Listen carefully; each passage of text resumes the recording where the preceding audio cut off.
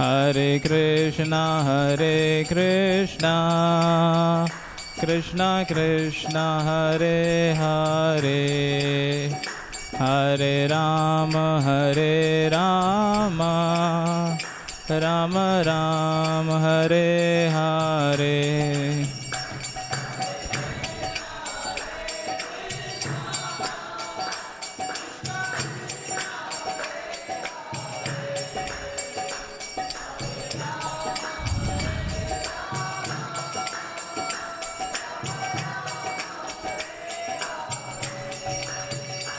हरे कृष्णा कृष्णा कृष्णा हरे हरे, हरे राम राम राम हरे हरे।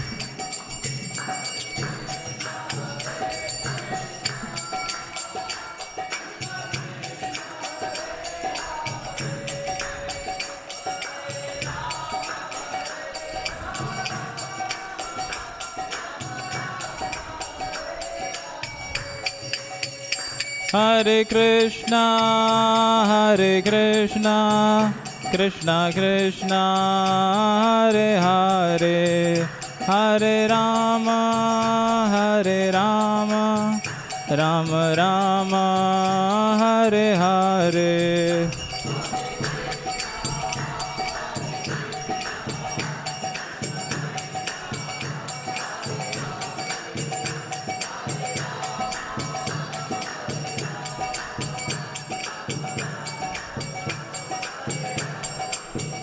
जयो राधा राधिका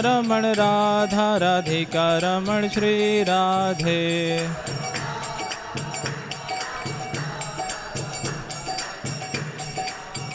जयो कृष्ण बलराम जयो कृष्ण बलराम।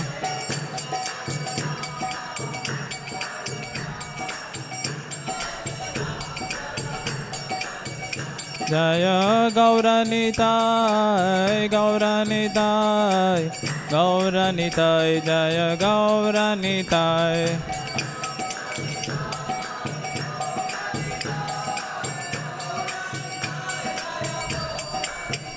प्रभुपाद जय प्रभुपाद।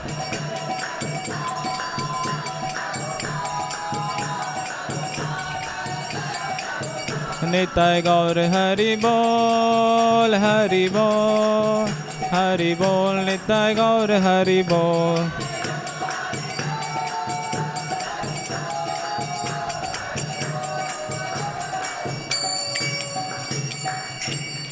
जय ओं विष्णुपाद परमहंस परिव्राजकाचार्य अष्टोदर्शद Shri Srimad his divine grace Abhay Charanaravinda भक्ति वेदांत स्वामी श्रील प्रभुपाद की जय। ओं विष्णुपाद परमहंस परिव्राजकाचार्य अष्टोदर्शद श्रील भक्ति सिद्धांत सरस्वती ठाकुर प्रपाद महाराज की अनंत कोटि वैष्णव वृंद की नामाचार्य श्रील हरिदास ठाकुर की प्रेम से कहिए श्री कृष्ण चैतन्य प्रभु नित्यानंद श्री अद्वैत गदाधर शिवाशादि गौर भक्त वृंद की श्री श्री राधा कृष्ण गोप गोपीनाथ श्याम कुंड राधा कुंड गिरी गोवर्धन की गंगा माई यमुना माई की भक्ति देवी तुलसी महारानी की उपस्थित गौर भक्त वृंद की निताय गौर सीतानाथ प्रेमानंदे।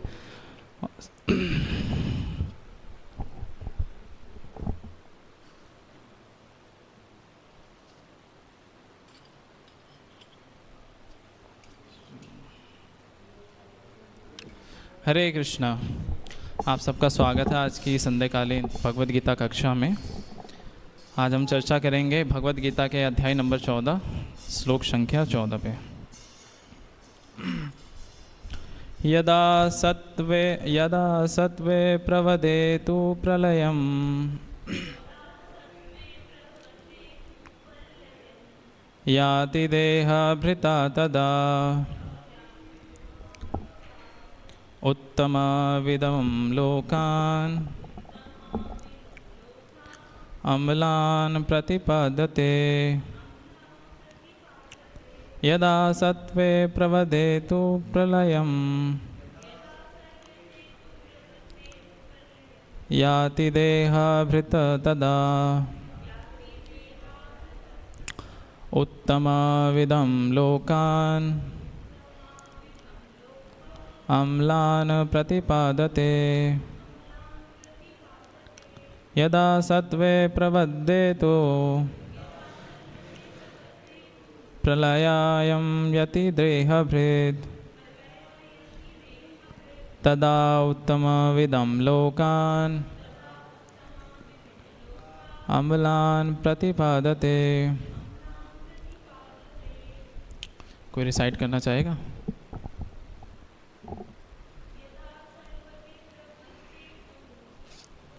यदा सद प्रवद्येतो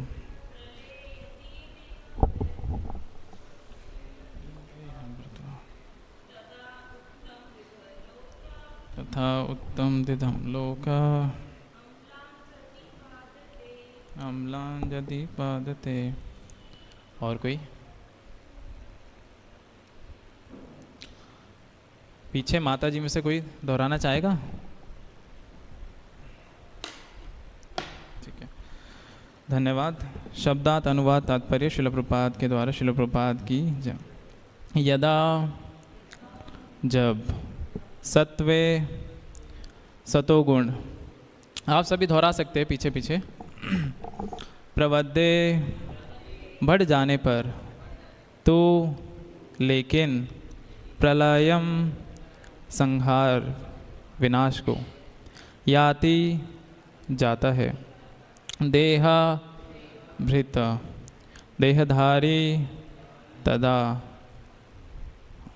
तदा उस समय, उत्तम विद्वम ऋषियों के, लोकान लोकों को, अम्लान शुद्ध, प्रतिपादते प्राप्त करता है। मेरे पीछे दोहराइएगा। जब कोई सतोगुण में मरता है तो उसे महर्षियों के विशुद्ध उच्चतर लोकों की प्राप्ति होती है। तात्पर्य: सतोगुणी व्यक्ति ब्रह्मलोक तथा जनलोक जैसे उच्च लोकों को प्राप्त करता है और वहाँ देवी सुख भोगता है। अम्लान शब्द महत्वपूर्ण है। इसका अर्थ है रजो तथा तमोगुण से मुक्त। भौतिक जगत में अशुद्धियाँ हैं, लेकिन सतोगुण सर्वाधिक रूप शुद्ध रूप है। विभिन्न जीवों के लिए विभिन्न प्रकार के लोक हैं। जो लोग सतोगुण में मरते हैं वे उन लोकों को जाते हैं जहाँ महर्षि तथा महान भक्तगण रहते हैं। इतना ही। ओम अज्ञानतिमिरान्धस्य ज्ञानञ्जनशलाकया चक्षुरुन्मिलितं येन तस्मै श्रीगुरुवे नमः। श्रीचैतन्यमनोभीष्टं स्थापितं येन भूतले स्वयं रूपः कदा मह्यं ददाति स्वपदान्तिकं। वन्देऽहं श्रीगुरो श्रीयुतापदकमलं श्रीगुरून् वैष्णवांश श्रीरूपं साग्रजातं सहगणरघुनाथान्वितं तं सजीवं साद्वैतं सावधूतं परिजनसहितं कृष्णचैतन्यदेवं श्रीराधाकृष्णपादान् सहगणललिता श्रीविशाखान्वितांश्च। हे कृष्णा करुणा सिन्धो दीनबन्धो जगत्पते गोपेश गोपिकान्त राधाकान्त नमस्तुते। तप्त कांचन गौरांगी राधे वृंदावनेश्वरी वृषभानुसुते देवी प्रणमामि हरिप्रिये। वाञ्छाकल्पतरुभ्यश्च कृपा सिन्धुभ्य एव च पतितानां पावनेभ्यो वैष्णवेभ्यो नमो नमः। जय श्री कृष्ण चैतन्य प्रभु नित्यानंद श्री अद्वैत गदाधर श्रीवासादि गौर भक्तवृंद। हरे कृष्णा कृष्णा कृष्णा हरे हरे, हरे राम राम राम हरे हरे। नमो विष्णुपादाय कृष्णपृष्ठाय भूतले श्रीमते भक्तिवेदांत स्वामिन्निति नामिने। नमस्ते सारस्वते देवे गौरवाणी प्रचारिणे निर्विशेष शून्यवादे पाश्चात्य देशतारिणे। हरे कृष्णा।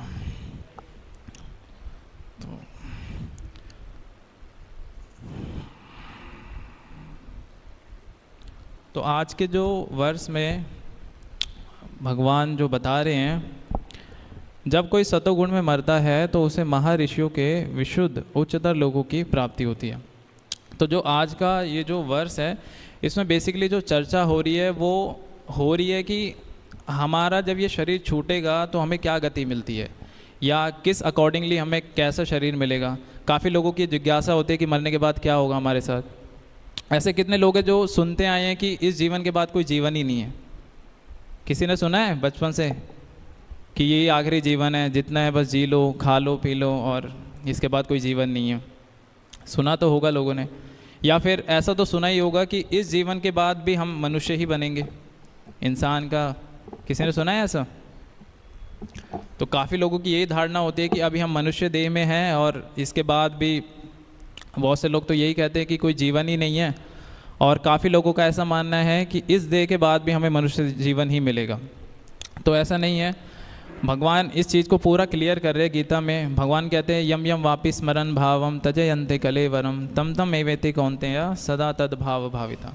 तो भगवान कह रहे गीता में कि मृत्यु के समय, जीवन के अंतिम समय में जो भी जीव है वो जैसा स्मरण करेगा उसको वैसे शरीर प्राप्त होगा।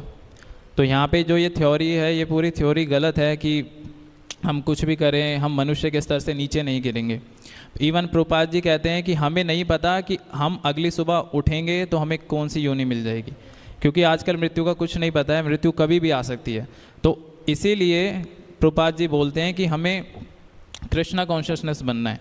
हमें एक मनुष्य का जो कर्तव्य है, हम भगवान के क्या है, नित्य दास हैं, और भगवान के जो नित्य दास है, हमारी जो मतलब एक मूल जो हमारी सेवा है वो भगवान की सेवा करना है। लेकिन इसके विपरीत ही हम कार्य कर रहे हैं। माया के चलते हम इस भौतिक जगत में हैं, और क्या कर रहे हैं, हम स्वामी बनने का प्रयास कर रहे हैं कि ये सारी चीज़ें मेरी हैं, ये सारी चीज़ें मेरी हैं। तो ऐसे ही तो इसमें क्या है कि हम देखते हैं कि जो सतोगुणी व्यक्ति होता है, कम से कम कभी आपने ऐसा नोटिस किया होगा, जो लोग कंटिन्यू अगर मंदिर में आते हैं तो कुछ कुछ लोग ऐसे होते हैं जो माला नहीं करते, जो भगवान की कथाएं नहीं सुनते, कुछ नहीं करते, लेकिन वो फिर भी उनका जो एटिकेट होता है वो काफ़ी अच्छा होता है। ऐसे लोगों का अनुभव है। तो इसका मतलब क्या वो जो क्वालिटी है वो क्वालिटी उसको भगवत धाम ले जाएगी? नहीं ले जाएगी ना, क्योंकि भगवत धाम जाने के लिए हमें क्या चाहिए? हाँ, भगवान का हमेशा स्मरण करना, भगवान की भक्ति करना। और भगवान कहते हैं ना, भक्त्या माँ भी जाना थी। एकमात्र भक्ति है जो भगवान को जान सकते हैं हम भक्ति से। तो ऐसे ही जो सतोगुणी व्यक्ति होता है, अगर वो शरीर त्यागता है तो वो ऊपर के लोकों में जाएगा। जो तमोगुणी व्यक्ति है, रजोगुणी व्यक्ति है, ऐसे लोग, जो रजोगुणी व्यक्ति है, ऐसे लोग अगर कुछ पायस एक्टिविटी भी करते हैं लेकिन मिश्रण वाली करते हैं। अगर काफ़ी लोग होते हैं ना जो भगवान की भक्ति भी करते हैं लेकिन अपने हेतु के लिए, अहेतु की नहीं करते हैं। कुछ मेरा हेतु है कि कोई 10 रुपये भी चढ़ाता है कि भगवान रिटर्न में मेरे को 1 लाख रुपये चाहिए, या मेरा बिजनेस ये करा दीजिए, वो करा दीजिए। तो ये क्या है, निष्काम भक्ति होती है। लेकिन आप मांग रहे हो, भगवान से मांग रहे हो, ठीक है, तो उसमें क्या होता है, ऐसा रजोगुणी व्यक्ति होता है। तो रजोगुणी व्यक्ति जब शरीर छोड़ता है तो कहाँ जाता है, वो पुनः इस पृथ्वी पर ही आता है। और जो तमोगुणी व्यक्ति होते हैं, तमोगुणी क्या है, उसके अंदर मतलब कोई भी अच्छी क्वालिटी नहीं होती है। वो हमेशा हिंसा करता है, हमेशा मतलब सारे गलत कार्यों में रहता है। तो ऐसे व्यक्ति का क्या होता है, अंतिम समय में वो और नीचे के लोकों में जाता है। तो इसी प्रकार और इन लोकों में क्या होता है, जो ये 14 प्लैनेट हमारे ना, जो भी हमारा प्लैनेटरी सिस्टम है, इसको 14 प्लैनेटरी सिस्टम्स में बांटा हुआ है। जय श्री श्री राधा राधिका रमन भगवान की जय, श्री श्री कृष्ण बलराम की जय, श्री श्री गौर निताय जगन्नाथ बलदेव सुभद्रा महारानी की जय। तो ऐसे 14 लोकों में इसको बांटा हुआ है। तो उससे अब इससे क्या होता है कि अभी हम मनुष्य के स्तर पे हैं, तो हमारी जो कॉन्शियसनेस है, इससे हम भगवान की भक्ति कर सकते हैं। और अगर हम भगवान की भक्ति करते हैं और हम अच्छे सतोगुण में, और जैसे जैसे हमारा सतोगुण बढ़ेगा तो हम क्या है, अगर जैसे हमारा सतोगुण बढ़ेगा तो हम क्या है, प्रमोट कर दिए जाएंगे, है ना। लेकिन प्रभुपाद जी कहते हैं कि ये मनुष्य देह ऐसा है कि अगर आप इससे निष्काम होकर भगवान की भक्ति कर लेते हो अच्छे से, और 16 माला का जप करते हो नियम पूर्वक, इवन ये प्रभुपाद जी खुद कहते हैं कि जो लोग 16 माला का जप करते हैं, 4 नियम का पालन करते हैं और निरपराध के बिना कोई वैष्णव अपराध नहीं करते, इससे बचते हैं, अगर वो पूरे जीवन भर ये कर लेते हैं तो उसके लिए भगवत धाम के जो द्वार हैं वो हमेशा खुले हुए हैं, है ना। तो ये मनुष्य जो जीवन है बहुत दुर्लभ है, इसीलिए देवी देवता भी, ब्रह्मा जी भी काफ़ी प्रार्थना करते कि मुझे, ब्रह्मा जी प्रार्थना करते कि मेरे को मतलब ऐसा, मतलब आपके वृंदावन में मेरे को वास मिल जाए, एक मैं घास का तिनका ही बन जाऊं। तो इसीलिए, और ये मनुष्य जीवन, इसी के बल पे हम चाहे तो नीचे के लोकों में भी जा सकते हैं या हम ऊपर के लोकों में भी जा सकते हैं। तो जैसे जैसे हम ऊपर के लोकों में जाएंगे तो क्या होगा, जो फैसिलिटीज़ है वो बढ़ जाएंगी। अब यहाँ पे क्या है, दुखाल्यम, तो इस संसार में क्या है, दुखों का ताप है चारों ओर। तो लेकिन जैसे जैसे हम ऊपर जाएंगे तो ये सूक्ष्म होता जाएगा, जो भी हमारे दुख हैं ये सूक्ष्म होते जाएंगे, कम होते जाएंगे। और जो ब्रह्मा जी के लोक हैं वहाँ पे मतलब दुख नाम की मतलब चीज़ ही नहीं है, मतलब ऐसा नहीं है कि है ही नहीं, लेकिन मतलब ज़्यादातर है ही नहीं है, बहुत सूक्ष्म रूप में है। उनके लिए दुखों का कारण क्या है, जब वो ऊपर के लोग मतलब नीचे के लोगों को देखते हैं, खासकर हम मनुष्य जीवन को, तो वो लोग मतलब इसीलिए दुखी होते हैं कि ये लोग मतलब इतने घृणित, मतलब एक ऐसी जगह में रह रहे हैं जहाँ पे वो लोग सोच भी नहीं सकते, देवी देवता आने की भी नहीं सोचते हैं। तो उनके लिए यही दुख होता है कि ये जीव हैं, ये इसी को परम सुख मान रहे हैं। इस भौतिक जगत में कुछ भी अच्छा नहीं है, लेकिन हम लोग क्या है, इसी को अपना कंफर्टेबल जोन मानते हैं कि हम यहाँ पे मतलब अपना एक घर बनाएंगे, या बहुत सारी इच्छाएं होती हैं। और व्यक्ति का क्या होता है, जब अंतिम समय में हमारी काफ़ी इच्छाएं पूरी भी नहीं होती हैं, तो आप देखोगे बहुत से लोग होते हैं जिनकी इच्छाएं पूरी नहीं होती। अगर ऐसा व्यक्ति शरीर छोड़ता है तो वो इच्छाएं क्योंकि उसकी पूरी नहीं है, और यही चीज़ उसको अगला जीवन दिलाती है, क्योंकि इच्छाएं तो पूरी करनी है, तो इसीलिए भगवान उसको अगला कोई शरीर देते हैं ताकि वो इच्छाओं को पूरा करें। अब इसका प्रभुपाद जी एक उदाहरण देते हैं। कभी आप लोगों ने, ज़्यादातर लोगों ने ट्रेन में ट्रैवल तो किया ही होगा ना, कितने लोगों ने ट्रेन में ट्रैवल किया है? हाँ, तो ट्रेन में जाते वक्त आपने ये फील किया होगा कि कुछ मतलब कभी गंदगी भी हमें स्मेल आती है, गंदी स्मेल भी आती है, कभी अच्छी स्मेल भी आती है। तो वो स्मेल क्या है, उसको लाने वाली क्या है, हवा है, हवा के माध्यम से वो हम तक आती है। तो इसी तरह जैसे वो हवा उस गंध को लेकर आ रही है हमारे तक, उसी तरह जो हमारी जो इच्छाएं हैं, मन बुद्धि अहंकार, जो हमारी सूक्ष्म इच्छाएं हैं, वो इच्छाएं एक शरीर से दूसरे शरीर में प्रवेश करती हैं उसी तरह। तो यही एक कारण है कि हमारी जो भी इच्छाएं हैं भौतिक, उसके माध्यम से फिर हमें अगला शरीर ग्रहण करना पड़ता है, लेना पड़ता है, और जैसे कर्म होते हैं उसके अनुसार हमें शरीर मिलता है। और मतलब शास्त्रों के हिसाब से इसके लिए मतलब कुछ टाइम्स भी बताए हैं कि किस शरीर मतलब कहा जाता है कि अगर जो सतोगुण में कोई शरीर छोड़ता है तो उसकी अच्छी गति होती है, या कोई रात के समय में छोड़ता है तो अच्छा नहीं होता है। तो ऐसा कुछ मतलब शास्त्रों में मेंशन है। और बाकी हमारी अब पूरे जीवन में देखते हैं कि हम कैसे हम भक्ति करते हैं। हम काफ़ी लोग देवताओं की भी करते हैं, काफ़ी लोग पितरों की भी करते हैं, या अलग अलग लोगों की। तो उसमें भगवान कहते हैं गीता में 9.25 में कि यान्ति देवव्रता देवान पितृ यान्ति पृथ्वीता भूतानि यान्ति भूतेजा मध्याजी मनोपि माम। मतलब भगवान इसमें भी कह रहे हैं जो जिसकी पूजा करता है वो उन्हीं के लोगों को जाता है, लेकिन जो मेरी आराधना करता है वो मेरे लोक में आता है। और उसमें अभी जैसे हम काफ़ी सोचते हैं कि हम भगवान के शरणागत हों। भगवान भी गीता में काफ़ी जगह कहते हैं कि सर्वधर्मान परित्याजा मामेकम शरणम व्रज। तो ये कह तो दिया है, लेकिन हम प्रैक्टिकली इस पर विश्वास नहीं करते हैं। मतलब ऐसा कैसे हो सकता है कि हम भगवान के लिए सारी चीज़ें छोड़ दें, हमारे जीवन भर की कमाई है, हम कैसे इसको छोड़ दें? तो व्यक्ति पूरा अच्छे से आसक्त होता है। तो ऐसा व्यक्ति जब कोई शरणागति नहीं है, इवन अगर कोई बच्चा है अपने माता पिता के प्रति वो शरणागति नहीं है, और उसका पिता उससे कुछ इच्छाएं करता है कि अगर उसका पिता भी बोलता है कि चल बेटे मुझे थोड़े से पैसे दे दे, क्या वो देगा? क्योंकि वो अपने पिता के लिए सरेंडर ही नहीं है, शरणागति नहीं है। तो ऐसे ही हम हैं। अब हम भगवान के प्रति जब शरणागत नहीं हैं तो भी भगवान इतने कृपालु कि हमें कृपा दे रहे हैं, लेकिन हम उसे क्या अपनी भौतिक चेतना से तोलते हैं। हम सोचते हैं भगवान ऐसा कैसे कर सकते हैं, भगवान ये कैसे कर सकते हैं, भगवान यहाँ पे कृपा करने के लिए कह रहे हैं, कैसे कर सकते हैं? ये थोड़ी होता है। आजकल की प्रैक्टिकल बातें कीजिए। तो इसीलिए जब हमारी पूरी श्रद्धा ही नहीं है और हम अपने विज्ञान से उस चीज़ को तोलने का प्रयास करते हैं, तो भगवान इसीलिए जो वो कृपा है ना, उसके बीच में हमारा ये ज्ञान आ जाता है। कि हम ज़्यादा ज्ञानी बनते हैं, हम ज़्यादा मतलब विश्वास ही नहीं है, जिसके कारण वो कृपा हमें प्राप्त ही नहीं होती है। तो इसी तरह जब तक हम शरणागत भगवान के नहीं होंगे तो भगवान पूरी तरह से हमें रेसिप्रोकेट नहीं करेंगे, आदान प्रदान नहीं करेंगे। इसीलिए हमें भगवान के शरणागत होना चाहिए। और फिर आता है कि इसमें फिर हमें क्या क्वालिटीज़ चाहिए। तो भगवान चैतन्य चरितामृत में इवन जब भगवान महाप्रभु के रूप में इनकारनेशन आए, भगवान ने अपने पूरे जीवन में बस सिखाया कि शरणागति, सहना, विनम्रता। क्योंकि भगवान बताते हैं कि जो जितना सरल होता है, जितना सिंपल होता है, उसके लिए भक्ति कर पाना उतना ही आसान होता है।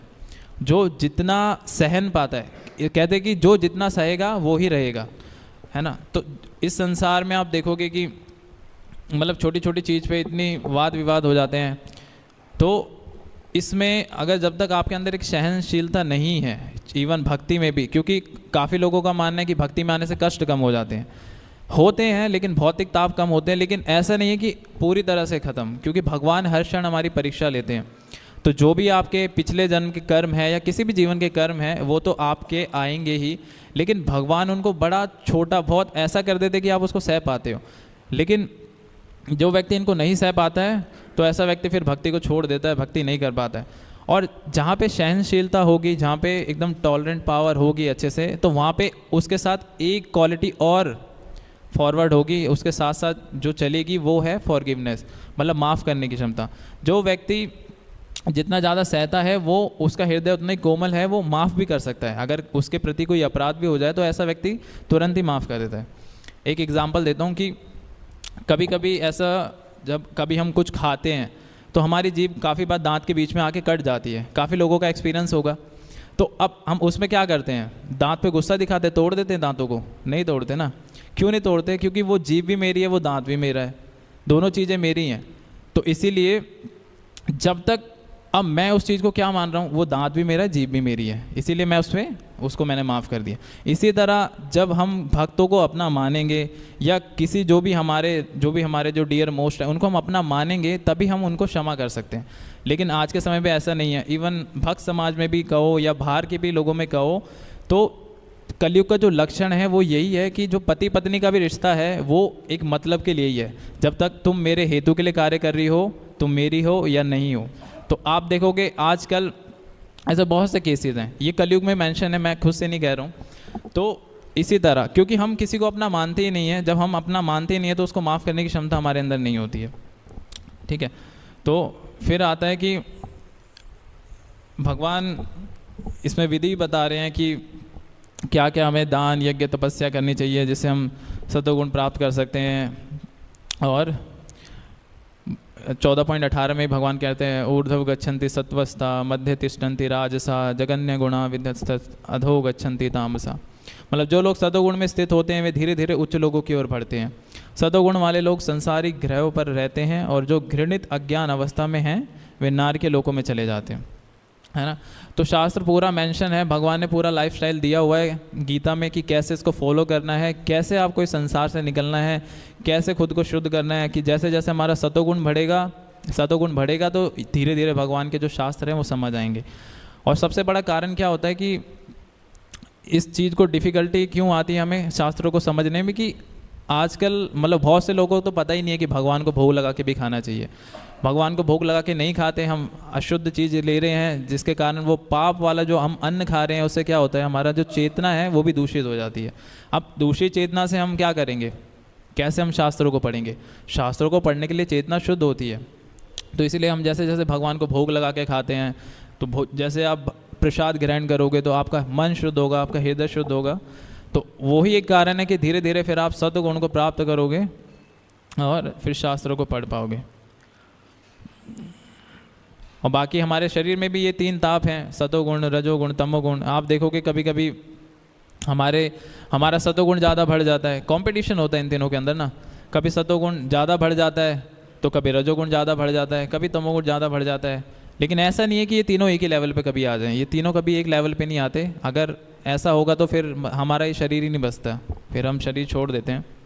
तो इसको कंट्रोल करने का क्या है तरीका कि मतलब हमें प्रयास करना चाहिए भक्तों की संगति लेने का, है ना। साधु संग सर्व शास्त्र कहे, लव मात्र साधु संग सर्व सिद्धि हो। तो भगवान भी क्या कह रहे हैं, साधु संग, साधु का संग बहुत ज़रूरी है। कोई भी प्रमाणिक गुरु को स्वीकार करना। इवन भगवान एक चैतन्य चरितामृत में पास टाइम आता है कि जब महाप्रभु वृंदावन में यात्रा करते हैं तो कालिया दहन, जहाँ पे भगवान ने कालिया का वध किया था, तो वहाँ पे कालिया घाट है, वो आज भी है। तो वहाँ पे महाप्रभु एक बार गए तो वहाँ पे कुछ लोगों को मतलब ऐसा लगा कि वहाँ पे साक्षात भगवान प्रकट हुए हैं। तो उन्होंने क्या सोचा कि जो फिशरमैन है, जो बोट लेकर आ रहा है, बोट के ऊपर आप देखते हो एक लालटेन लटका के रखते हैं लोग। पहले के टाइम में लाइट नहीं होती थी तो एक लालटेन लटका के रखते थे थोड़ी रोशनी के लिए। तो वहाँ के लोगों को क्या लगा कि वो ना कोई कालिया है, और वो जो कालिया नाग है उसके ऊपर भगवान है, और जो उसका मणि है वो चमक रहा है। तो ऐसा मतलब एक अफवाह फैला दी। तो महाप्रभु के साथ बलभद्र भट्टाचार्य भी गए, तो साक्षात वो भगवान के साथ थे। लेकिन जैसे उसने भी सुना कि साक्षात भगवान कृष्ण दोबारा प्रकट हो गए हैं, वो भी कलयुग में, तो उसने क्या बोला महाप्रभु को, महाप्रभु मेरी भी बड़ी इच्छा है भगवान के दर्शन करने की। तो भगवान ने बड़े प्रेम से उसको एक थप्पड़ लगाया और कहा कि शास्त्रों में वर्णन है कि कलयुग में भगवान कृष्ण अवतीर्ण ही नहीं होंगे। कलयुग में भगवान तो द्वापर युग में आते हैं। तो वहाँ पे लिख रहे हैं कि भगवान की जो माया शक्ति है वो इतनी शक्तिशाली है कि भगवान के साथ रहते हुए भी हम माया में चले जाते हैं। इवन बलराम जी भी उदाहरण है। बलराम जी जब भगवान की, ब्रह्मा जी की जब व्योम लीला हुई तो बलराम जी भी मतलब बेविल्डर हो गए, ये क्या है, ये चल क्या रहा है, कैसे मतलब सारी गाय हैं जो उनके जो पुराने जो बछड़े हैं उनके प्रति बहुत प्रेम बढ़ता जा रहा है, ये सारी माएँ अपने बच्चों को इतने बड़े बड़े हो गए तो भी इतने प्रेम कर रही हैं। तो मतलब बलराम जी भी नहीं समझ पाते। तो भगवान की शक्ति इतनी प्रबल है। तो वहाँ पे महाप्रभु भी बोल रहे हैं कि अगर भगवान आपके सामने आ भी जाएं आप तो भी उनको नहीं समझ सकते। भगवान को समझने के लिए हमें गुरु की आवश्यकता होती है। गुरु एक माध्यम होते हैं, गुरु की कृपा से ही हम भगवान को समझ पाते हैं और देख पाते हैं। और भक्ति एक ऐसी चीज़ है कि धीरे धीरे हम अगर अच्छे से भक्ति करते हैं तो समय के साथ होगा जो हमारा एक आध्यात्मिक स्वरूप है गोलोक वृंदावन में, तो जो एक हमारी ओरिजिनल आइडेंटिटी है वो हमें रिवील होगी। और एक पास टाइम भी आता है, प्रभुपाद जी की अभी एक शिष्या थी, उनको उनका स्वरूप पता चला कि वो बहुत आध्यात्मिक जगत में उनका क्या रूप है, कि यशोदा माई कैसी दिखती है, उनका रंग कैसा है, उनकी क्या सेवा है, भगवान कृष्ण कैसे दिखते हैं।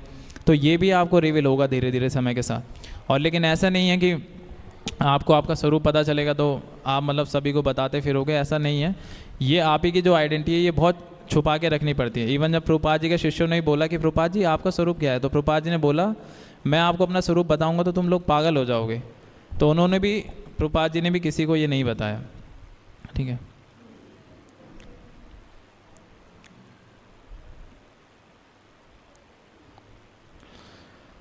और आप देखोगे कि जब हम भक्ति करते हैं, जब हम सतोगुण को ज़्यादा गेन करने का प्रयास करते हैं तो काफ़ी रुकावटें भी आती हैं, है ना। बहुत सी आप देखोगे बहुत सी पुरानी चीज़ें भी हमें याद आने लग जाती हैं, कुछ बहुत पुराने कर्म हमें याद आ जाने लगते हैं। तो ऐसा नहीं है कि जब हम, क्योंकि हम भक्ति कर रहे हैं और हम टॉप मोस्ट चीज़ कर रहे हैं, हम भगवान को पाने का प्रयास कर रहे हैं, तो जो माया देवी है पूरा प्रयास करती है। तो जब हम भक्ति कर रहे हैं तो शरीर के जो नकारात्मक विचार है वो आने लगते हैं, बुरी आदतें दोबारा आने लगती हैं। और मतलब भगवान पूरा टेस्ट लेते हैं, जो माया शक्ति पूरा टेस्ट लेती है कि ये कितनी मतलब भक्ति में दृढ़ हैं, संसारिक इच्छाएं हैं वो हैं। तो इन्हें हम भगवान की सेवा में कैसे लगा सकते हैं। अब कोई कहेगा, काफ़ी लोग कहते हैं कि प्रभु जी की हम भक्ति कर रहे हैं लेकिन इच्छाएँ अभी तक ख़त्म ही नहीं हो रही हैं, और इतने समय से हमें भक्ति करते हो गया है लेकिन वही पुरानी इच्छाएँ बनी हुई हैं, आज भी भौतिक चीज़ों के प्रति हमारा आकर्षण है।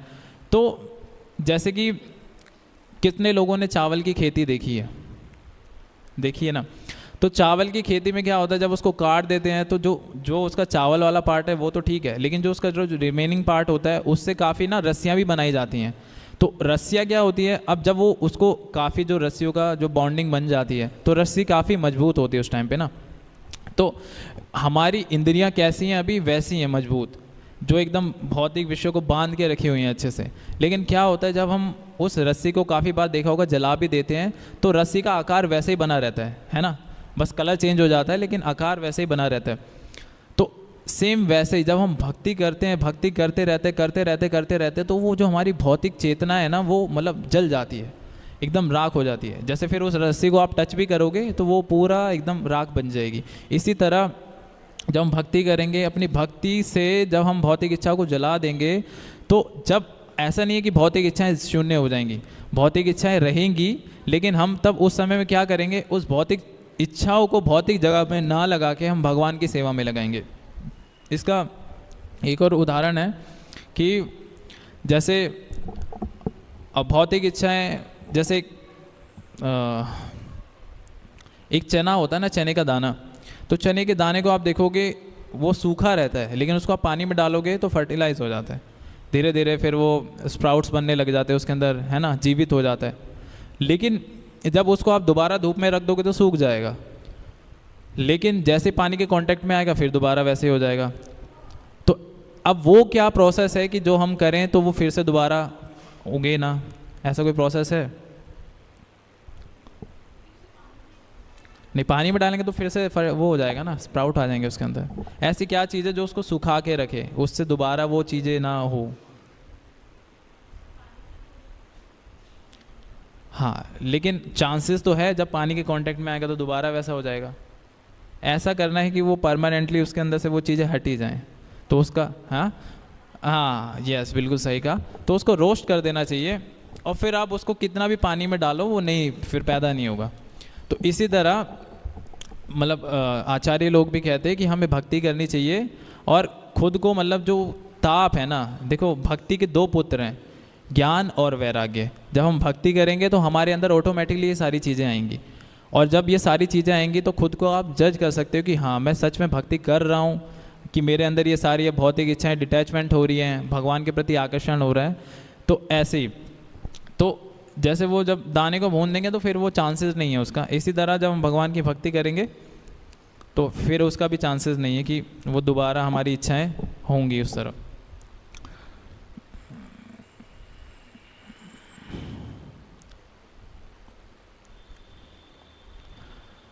और श्रीमद् भागवतम में स्कंद number 6 chapter number 2 verse number 14 में भगवान कह रहे हैं, जो मतलब सुखदेव गोस्वामी कह रहे हैं, जो व्यक्ति भगवान के पवित्र नाम का जप करता है वह तुरंत असीमित पापों के परिणाम से मुक्त हो जाता है। भगवान के नाम लेने से सोचो, असीमित जो भी हमारे सिंफुल एक्टिविटीज़ एकदम ज़ीरो हो जाती है। कितने लोगों को ट्रस्ट है इस चीज़ पे? ट्रस्ट है ना? तो आगे भी सुनो, तो इसमें लिखते हैं मुक्त हो जाता है भले ही वह अप्रत्यक्ष रूप से, मतलब नॉन डायरेक्टली, मतलब कुछ मतलब इंटेंशन ही नहीं उसका माला करने का।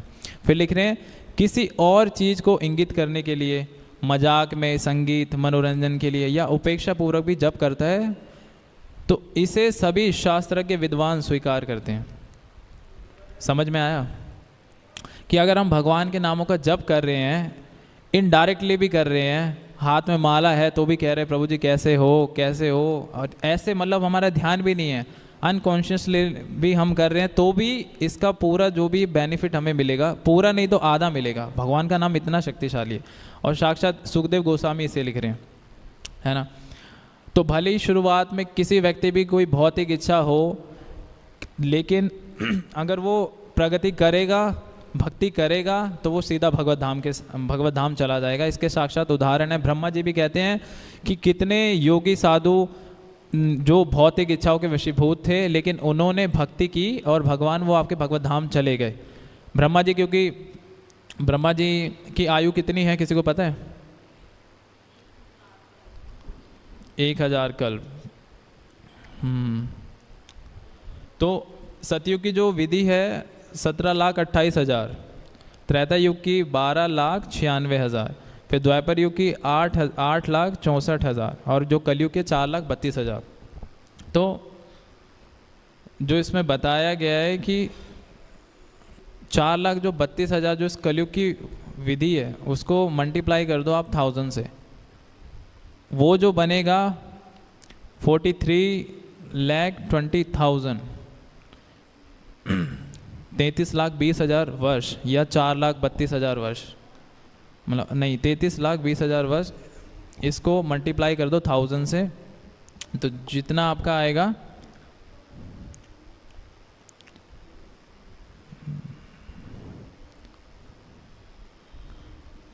4 अरब 32 करोड़ वर्ष या 4 अरब 320 मिलियन वर्ष, ये ब्रह्मा जी का एक दिन है। सोचो। तो जो 14 प्लैनेट है, सबसे ऊपर कौन सा लोक है? ठीक है, सत्य लोक भी बोलते हैं, ब्रह्म लोक भी बोलते हैं। इसकी जो क्वालिटीज़ हैं, सर्वोच्च ग्रह सत्यलोक या ब्रह्मलोक है, जहाँ इस ब्रह्मांड के प्रमुख व्यक्ति भगवान ब्रह्मा रहते हैं। हम पहले ही देख चुके हैं कि हम ब्रह्मलोक में जीवन की अद्भुत स्थिति की गणना मुश्किल से कर सकते हैं, लेकिन जीवन की उच्चतम स्थिति, अच्छाई की स्थिति हमें इस तक ला सकती है। उस सत्यलोक में न तो शोक है, न बुढ़ापा है और न ही मृत्यु है। किसी भी प्रकार का कोई दर्द नहीं है और इसलिए कोई चिंता नहीं करता, सिवाय इसके कि कभी कभी चेतना के कारण भक्ति सेवा की प्रक्रिया से अनजान लोगों के लिए दया की भावना होती है, जो भौतिक दुनिया में नायाब दुखों के अधीन है। सत्यलोक में जीवन की अवधि बता ही दिया था वो मैंने। तो मतलब यहाँ पे, वहाँ पे ना जन्म है, नहीं जन्म तो है, वहाँ पे शोक नहीं है, बुढ़ापा नहीं है और मृत्यु नहीं है। ये तीन चीज़ें नहीं है, लेकिन मृत्यु तो है, इसमें ऐसा दिया हुआ है, लेकिन मृत्यु तो है। तो सत्यलोक है, फिर तप लोक आता है, फिर जन लोक, फिर महर लोक, फिर स्वर लोक, फिर भुवर लोक। भुवर लोक मतलब जहाँ अभी हम हैं पृथ्वी लोक में। फिर भूर लोक आता है, नहीं भुवर लोक ऊपर का है एक, और भूर लोक, हाँ फिर भूर लोक है। फिर इसके नीचे अंतरिक्ष आ जाता है। यहाँ पे मैं आपको शो कर देता हूँ, अगर हेल्प हो जाएगी आप लोगों की तो, है ना। एक बार आओगे, वो ना एक केबल होगा उसके अंदर HDMI वो दे दो।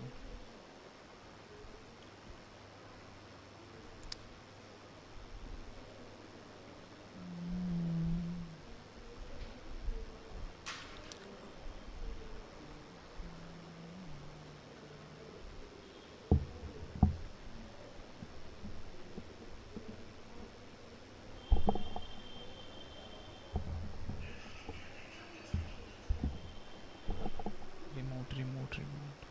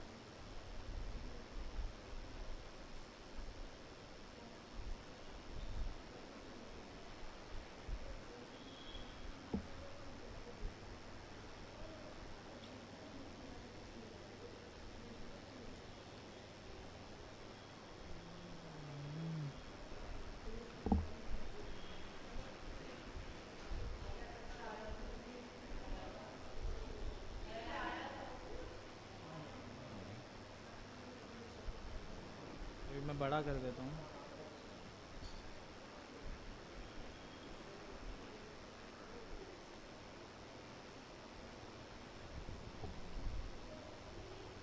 दिख रहा है?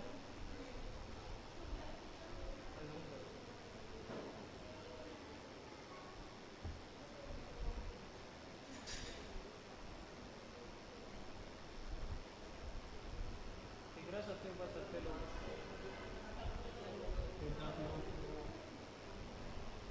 और इसमें एक चीज़ देखोगे आप लोग ना, ये जो आपको को दिखा रहा हूँ इसके अंदर, इस वाले में अच्छा दिखेगा।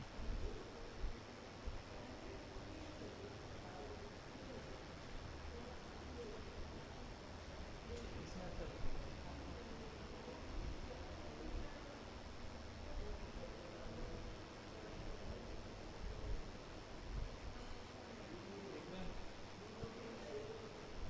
सबसे ऊपर तप लोक है, फिर जन लोक है, फिर महालोक है, फिर स्वर्ग लोक है।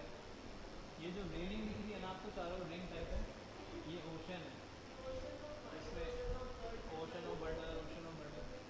तो ये 6th कैंटो में आता है, अगर इसके बारे में अच्छे से पढ़ना है तो 5th कैंटो में आता है, सॉरी जाम्बूद्वीप, जाम्बूद्वीप 5th कैंटो में आता है, तो आप इसको अच्छे से रीड भी कर सकते हैं। यहाँ पे देखो मतलब दिया है ocean of curd milk, ocean of wine, और फिर ocean of milk, ocean of fresh water, ocean of sugar syrup, sugar cane, salt water.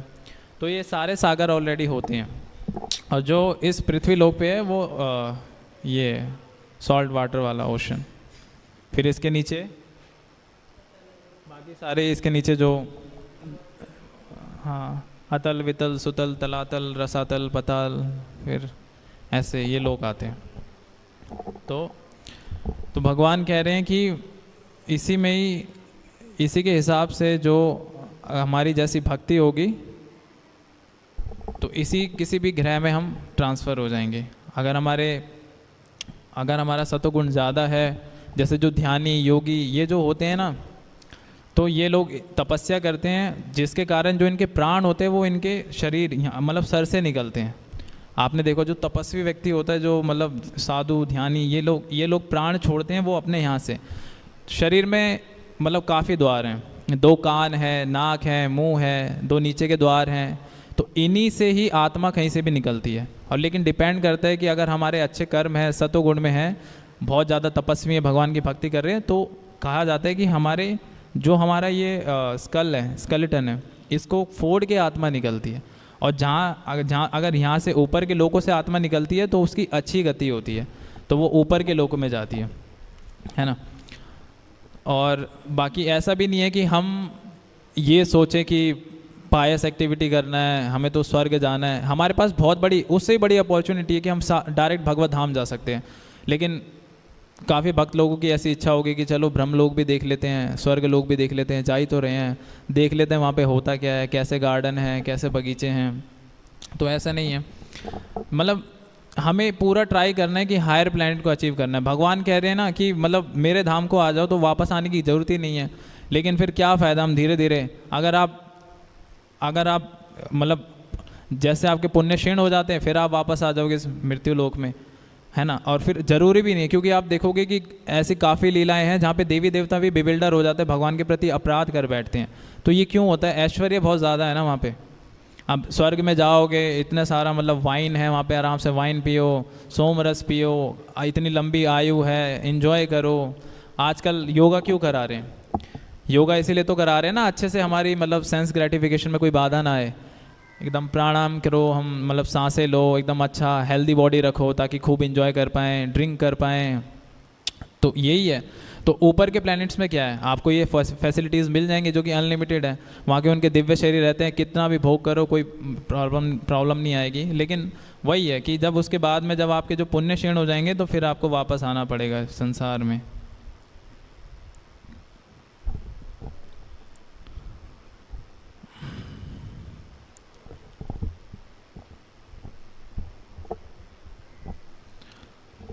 तो जो मेन है श्रीला जयपताका स्वामी महाराज जी, जो प्रभुपाद जी के डिसाइपल हैं।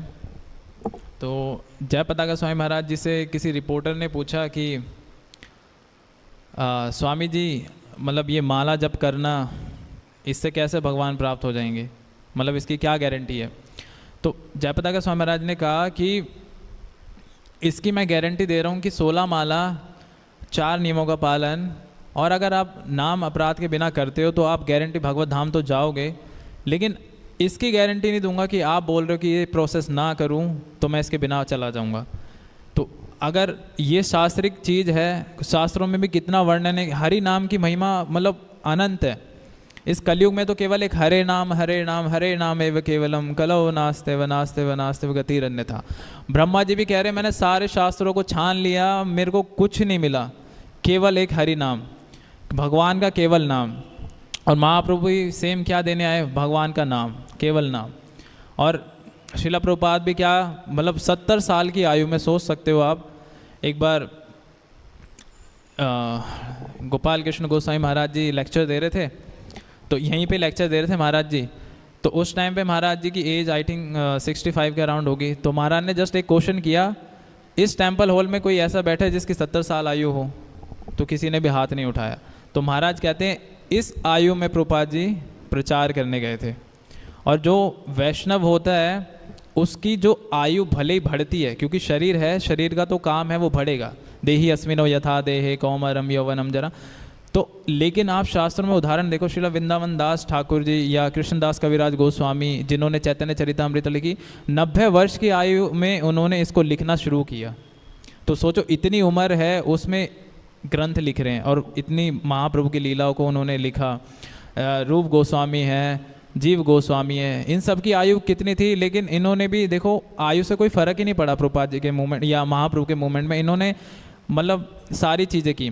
श्रील प्रभुपाद जी 70 वर्ष की आयु में तो उन्होंने फिर प्रीचिंग करना स्टार्ट किया वेस्टर्न कंट्री में। तो जो वैष्णव होते हैं या जो भगवान के भक्त होते हैं, डिपेंड नहीं करता है उनके लिए ना, कोई आयु वगैरह डिपेंड नहीं करता है। तो इसीलिए हम मतलब सबको इसीलिए बोलते हैं कि भगवान का नाम लेना, भगवान के नामों को जप करना बहुत ज़रूरी है। क्योंकि इस देह से और इस मनुष्य से जो भौतिक शरीर है, इससे निकलना है, इस संसार से निकलना है, तो केवल एक यही मात्र उपाय है कि नाम लेना है। काफ़ी शास्त्रों में नाम की महिमा दी गई है, नाम के बेनिफिट्स बताए गए हैं कि जाने अनजाने भी आप नाम लो, कैसे भी लो, आपको पूरा मतलब प्रॉफिट मिल रहा है। तो फिर आप क्यों इस चीज़ को नहीं लेना चाहते? और जब ये मतलब ऐसे ही आपको ईजिली मिल रही है तो हमें इसका पूरा भरपूर फ़ायदा उठाना चाहिए, है ना।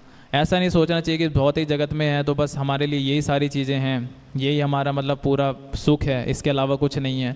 ऊपर के लोक वाले मतलब आप देखो कितने भी अमीर बन जाओ, कितने भी आप धनवान बन जाओ, टॉयलेट जाना छोड़ दोगे आप? तो भी जाना ही है ना आपको, एक नहीं 2 बार जाना है, 4 बार जाना है। जो डायबिटिक है काफ़ी बार जाएगा, फिर क्या फ़ायदा? कुछ तो ताप है ना आपके अंदर। इवन जो देवी देवताएं हैं वो लोग भी नहीं जाते इस चीज़ों के लिए। तो देवी देवताओं के लिए बस यही दुख है कि जैसे प्रभुपाद जी बता रहे कि वो लोग, एक वैष्णव होता है पर दुखे दुखी, वैष्णव औरों के दुखों को देख के दुखी होता है, बस इसीलिए कि उसे भगवान की सेवा में लगा सके, है ना। जैसे कि नारद मुनि जी का पास टाइम आता है। नारद मुनि एक पता नहीं गंधर्व लोक में कोई गंधर्व थे, तो क्योंकि उनको शराब मिला था इसीलिए वो दासी के पुत्र बने। तो प्रभुपाद जी लिखते हैं वहाँ पे कि एक बार वो ऊपर मतलब गाने लग गए थे, तो गाने लगे तो क्या हुआ कि कोई म्यूज़िक गा रहे थे, कोई सिनेमा सॉन्ग, ऐसे प्रभुपाद जी लिखते हैं। तो सिनेमा सॉन्ग गाने लगे तो इनकी वजह से क्या है, उनको शराब मिला। तो शराब देने से क्या हुआ, वो नीचे के लोगों में आ गिरे, दासी के पुत्र बने।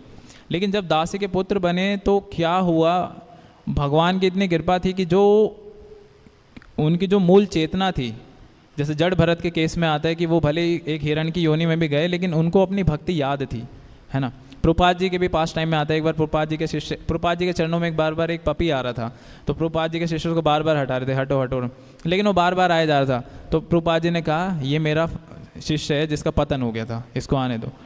तो इसका मतलब ये नहीं है कि भले हम किसी भी योनि में चले जाएं, लेकिन हमारे अगर हम भक्ति कर रहे हैं, समहाउ कुछ हमारी माया के चलते कुछ मिस्टेक भी हो जाए, तो भी ऐसा नहीं है कि जो हमारी भक्ति है वो ज़ीरो हो जाएगी। हमें स्मरण रहेगा, चाहे हम किसी भी योनि में हो, स्मरण रहेगा, है ना। तो हमारी जो भक्ति है वो शाश्वत है। तो इसीलिए ये नहीं सोचना चाहिए कि भक्ति मैं इस जन्म में करूँ या ना करूँ, और मतलब अभी नहीं, मैं बाद में कर लेता हूँ, या अभी तो भगवान की इच्छा है, जब भगवान बुलाएंगे तब भक्ति करेंगे। अब भगवान आपको लेटर थोड़ी देंगे आके कि आप आओ और आप समय आ गया, आप मेरी नाम जप करो या भक्ति मेरी करो, तो ऐसा नहीं है। और आजकल कलयुग में मतलब आजकल आप देखोगे कि इतना मतलब चारों ओर इतनी एंजाइटी है, इतना नशा बढ़ गया, इतने क्राइम्स बढ़ गए हैं। तो ये क्यों है? क्योंकि लोग मतलब भय है, लोगों को ना डर है, लोगों को डर है उनके जीवन का, और लोगों को एंजाइटी है क्योंकि लोगों को एक वो नहीं पता है, उनके जीवन का गोल नहीं पता है। उनको जीवन का गोल क्या पता है कि मेरे जीवन का है, मेरे को मतलब जेईई का एग्ज़ाम क्लियर करना है, या मेरे को एक करोड़पति बनना है, बिजनेसमैन बनना है। अगर वो मेरा गोल अचीव नहीं होगा तो या तो मैं शरीर छोड़ दूंगा या मैं फिर कुछ करूंगा ही नहीं। तो ये इसीलिए होता है क्योंकि वो एक ऐसी चीज़ों से मतलब अट्रैक्शन है, मतलब एक होता है ना कि आने जाने वाली चीज़ों से मतलब हमें अटैच नहीं होना है, कि ये कुछ चीज़ें हैं जो टेम्परेरी मुझे मिली हैं, इनका यूज़ करना है और छोड़ देना है। तो इसी तरह जो भौतिक चीज़ें हैं हमारी भक्ति के साथ साथ हमारे जो भी काम कार्य हैं, जो भी हमारी जॉब है या हमारी जो भी फैमिली लाइफ है, उसको भी करना चाहिए, लेकिन साथ में हमें ये भी करना चाहिए। अब जैसे आप अपने फैमिली के साथ कभी संडे को जब आपको वेकेशन मिलता है तो आप जाते हो घूमने के लिए, आप सिनेमा जाते हो या पार्क जाते हो, कहीं भी जाते हो, उस समय भगवान आपको बिल्कुल डिस्टर्ब नहीं करते कि चल अब तेरा समय हो गया, मेरी आके भक्ति कर ले। भगवान आपको बिल्कुल भी डिस्टर्ब नहीं करते। तो इसीलिए आप भी एक लोग नियम बना लो कि भगवान जब आप मेरे को डिस्टर्ब नहीं करते तो 2 घंटा मैं आपके लिए दूंगा, केवल आपके लिए, ताकि उसमें कोई डिस्टर्बेंस ना हो। और वो 2 घंटे आप भगवान के लिए नाम जप कर सकते हो, भगवान की कथाएँ सुन सकते हो, भगवान के स्क्रिप्चर्स पढ़ सकते हो जो कि सारी लैंग्वेजेस में अवेलेबल हैं। तो इस चीज़ का पूरा फ़ायदा उठाना चाहिए, वरना एक वैष्णव जो गीत है, मनुष्य जन्म पाइया राधा कृष्ण ना भजिया जानिया सुनिया विष खाइनु, मतलब सारी चीज़ें हैं आपके आगे, आप तो भी उस चीज़ को स्वीकार नहीं कर रहे हो, तो भी आपको इस भौतिक चेतना में, मतलब इस भौतिक जगत में सारा सुख दिख रहा है। तो इसमें फिर ये आप ही का मतलब दुर्भाग्य है कि साक्षात आपके पास इतनी बड़ी अपॉर्चुनिटी है, आप भगवत धाम जा सकते हो, आप तो भी उस चीज़ को स्वीकार नहीं कर रहे हो केवल अपने इस भौतिक सुख के लिए। तो ये आपका ही बहुत बड़ा दुर्भाग्य है। तो मैं आज की कथा को यहीं विराम देता हूँ। आप सबका बहुत बहुत धन्यवाद। जगत गुरु श्रील प्रभुपाद की जय। ग्रंथराज भगवत गीता की जय। किसी का कोई प्रश्न है तो पूछ सकता है। हरे कृष्णा।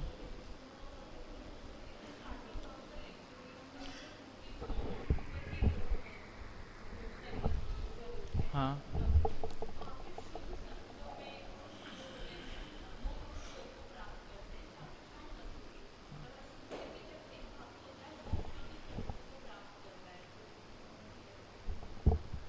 आपका क्वेश्चन है कि जो ऊपर के जो हायर प्लेनेट है उसको अचीव करने के लिए शुद्ध तत्व शुद्ध होता है, वही उसको तो भक्त कब प्राप्त करता है उसको?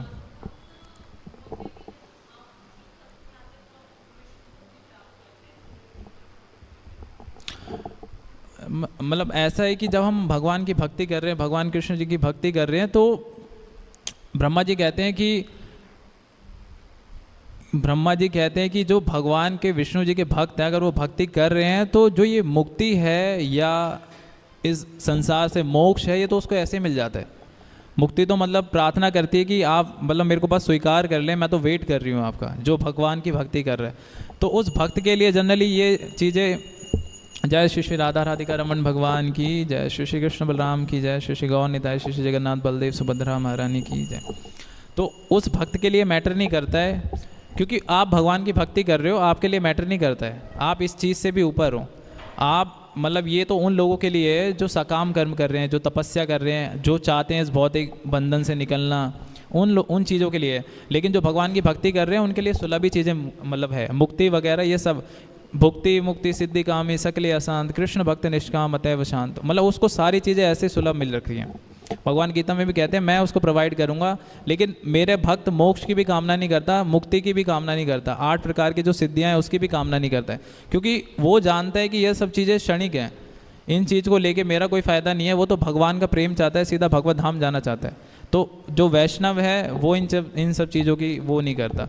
ये तो उन लोगों के लिए है जो और सारी चीज़ों को मतलब अपनाते हैं, जैसे ध्यानी, योगी, ज्ञानी, ये सब, ये लोग चाहते हैं कि इस भौतिक संसार से मैं निकल जाऊं, इसीलिए वो इन सब चीज़ों को अपनाते हैं। ठीक है, हरे कृष्णा।